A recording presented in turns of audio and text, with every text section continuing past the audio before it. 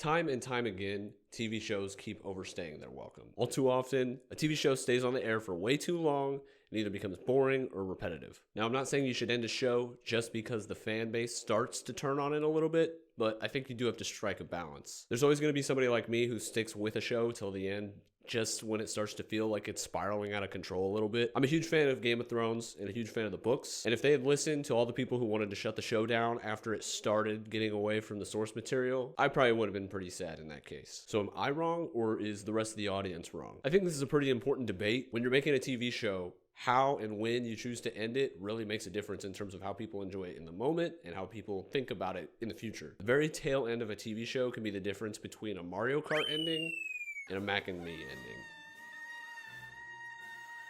While it's important to end your show on time and appropriately, it's also important not to bring it back later if you can't get it right the first time. It never ends well. Now, I think of myself as somebody who probably watches too much TV. I even said as much in a previous video. I think over the last year I've watched a little bit less, but it still feels like a lot. So today I'm setting out to answer a burning question.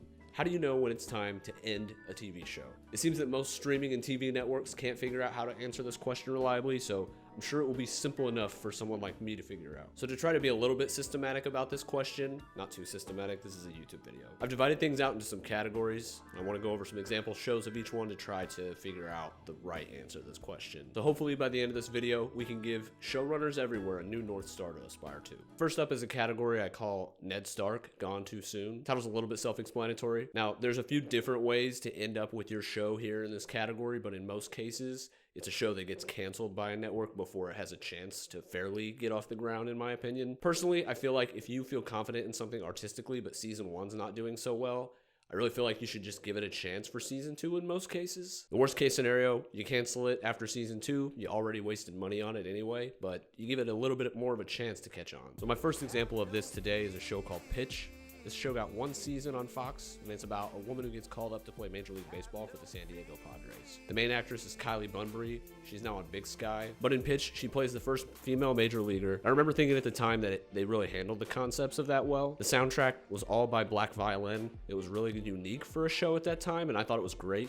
That's the music you're hearing right now. And I thought the acting in this show was great. You even get to see Zach Morris from Saved by the Bell. Although this show got canceled after one season, it was definitely written like they expected to make at least one more season. They did plenty to get you invested in most of the characters, and it really turned out to be for nothing. Season 1 had favorable ratings across the board, and I just don't feel like weeknight slots on Fox in 2017 were that valuable enough to make it worth canceling this. Honestly, seeing how this went for Pitch, I'm not sure you could convince another network to try making another baseball TV show. The day this was canceled was a really sad day for baseball heads, in my opinion. If you like baseball at all, I definitely recommend it, if you can find it on streaming even. I know that back when I originally watched it, I definitely would have recommended it. No promises about how it aged, though. My next category is called Back from the Dead, also known as come on, you made another season of that? Oftentimes, this is a show that was widely celebrated at the time or after it was on the air. Usually, it had multiple seasons to begin with, but for one reason or another, everyone assumed it was done, whether it was the story at the end of the final season or it just got canceled. But in the case of this category, these shows get brought back either for a next unexpected season or years later. I think the blanket statement for this category is that this is a bad idea. If you're thinking about doing this, usually, you just shouldn't do it. The first and saddest example of this for me is Arrested Development. It was brought back by Netflix way after it was canceled early, and at the time when it was canceled, you could probably have put it in that Ned Stark category of being gone too soon. Everyone that I know who loved the original 3 or 4 season run had nothing positive to say about the revival when it came back. This show ended in 2006, and not only was it revived once in 2012, but they gave it another season, season 5, in 2018. While overall I sympathize with shows that get taken away too soon, bringing things back way too late does not help anyone. It seems like in most cases, even if you revive something people came to love after it was way too late, it just normally doesn't go well. Another lower stakes example of this that I also did not watch, like the later seasons of Arrested Development, is the second season of Tiger King. I hate to sound corny, but this is honestly the TV equivalent of a meeting that should have been an email. Sure, there was probably some life updates for people who were in the story, but there's no way this warranted another season of television. And I can tell you that I know this for a fact because not one person in my life who watched season 1, which was most people, said anything to me or anyone I know about season 2 of Tiger King. All that said though, I didn't watch either of these revivals that I'm mad about, so I can't go too hard against either of them. I had no desire to watch them, therefore I did not watch them. If you saw my video about Chicago Med, you'll know that back then, one of my goals was to watch less TV. I'm working on that. I'd call this progress. My next category is called Lost at Sea. This one is really sad to notice because it's usually happening while the show is still on, and it's usually a show that you like at the time or used to like. And a lot of times it feels like the show is basically over way before it actually ends, and that's just really hard to watch. It either just gets wrapped up in its own confusing story and gets boring, or somehow finds a way to go way off the deep end away from what made it successful in the first place. For me, a real bummer example of this is Westworld. At the start, it had the feeling of a new Game of Thrones. When season 1 came out, it was the show that everyone watched and talked about week after week after week as episodes came out. But it really took no time at all to break out of the Jurassic Park-like confines of the park. After that, it really felt like they scrambled to find the rest of the story, and I don't think they honestly ever did. It seemed like they didn't know what the show was even about anymore, and it just felt sad to watch. I didn't even finish the last season. To me, it felt like a show we'd all be obsessed with for a long time, but that magic didn't even last to the end of season 2. For me, True Detective is another good example of a show that had huge promise but really fell off. This one might be a little unfair. The first season of True Detective is discussed as kind of one of the most loved and talked about seasons of TV, so it's understandably hard to follow that up. But even for all the merits of seasons 2 and 3, it's easy to feel like this show regressed as time passed. The fact that they stopped with season 3 along with the anthology model did a lot to preserve the legacy of the show overall. Alright, one small editor's note. I did just find out on Google accidentally that they're making a season 4 of True Detective, but I still stand by everything I said. This next category I feel like we see a lot over the decades. I call this one We Get It, Bro. Personally, I feel like if you develop a huge fan base over years and years, I'm talking like decades, that honestly makes it easier to tell when you've gone on for too long. If you start even losing a portion of those super fans who were there over time, it's time to hang it up. Those fans are an easy to read barometer if you're a show like that. I get that there's a little bit of an excuse for shows that are procedural by design, but I still feel like at a certain point, it's easy to tell that you've lost the magic. The Walking Dead is a perfect example of this for me. You go from a huge weekly following for 5 or 6 years, and then annually you start to decline over and over and over for the last couple seasons to the point where even the people who are the biggest fans of it are watching it just as a formality. Another one that's always rubbed me the wrong way in this category is Criminal Minds. Now, like everybody else, I used to watch reruns of this on cable all the time, but looking back, there's no way that at least 2 episodes of this show don't fully overlap in plot at least once. There's over 300 of them. You think you're fooling us by sprinkling in 30 seconds of character development for that guy who's been on the show for 16 years straight? No.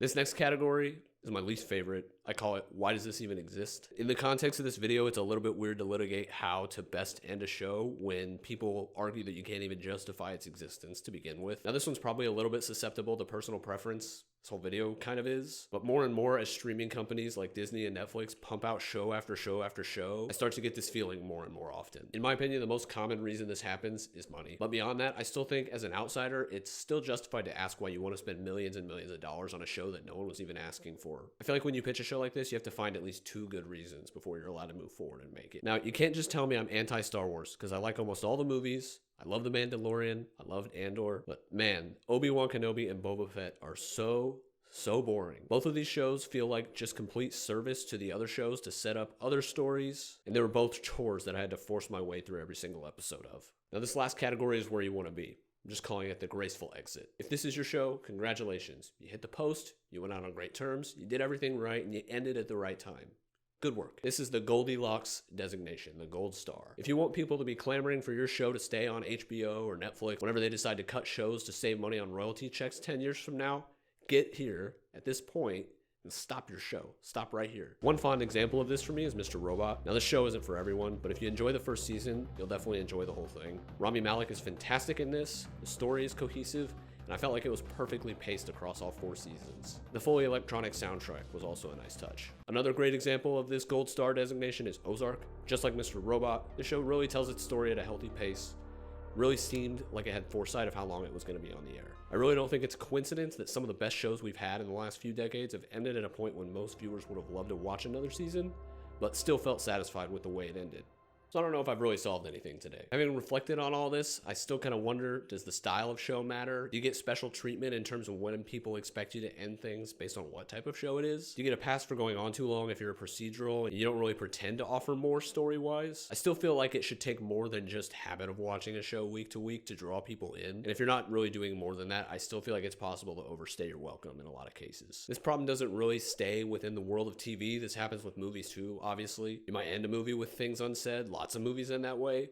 Usually that does not in and of itself justify a sequel, but a lot of times people ignore that and make one anyway. So I guess the closest I came to a thesis in this video was probably just the idea that shows should really strive to end when the story has come to a reasonable conclusion and go no further. I get that that's not always actionable, since shows often aren't written beginning to end before they go on the air, but I feel like that's a good way to start, to have as much of the show written as possible up front, so you're not tempted to write more and go on for too long. So obviously this is all entirely subjective. Everything I complained about in this video can be argued in the opposite direction, and I guess the fact that it's all based on opinion really illustrates the struggle that goes on behind the scenes at these TV companies that made this video even a thing. And I suppose that's what makes it so hard to even know how to end a show when you're in charge of one. So I think at this point, my general advice is to, at a minimum, conceptualize the ending of your show before you start making it. Drive towards that concept without wavering. And when you're done, don't bring it back if no one asked for it. All right, so as always, love to hear what you guys think in the comments, on Twitter, wherever. And if this sparked any idea in you about other TV arguments that you want to have,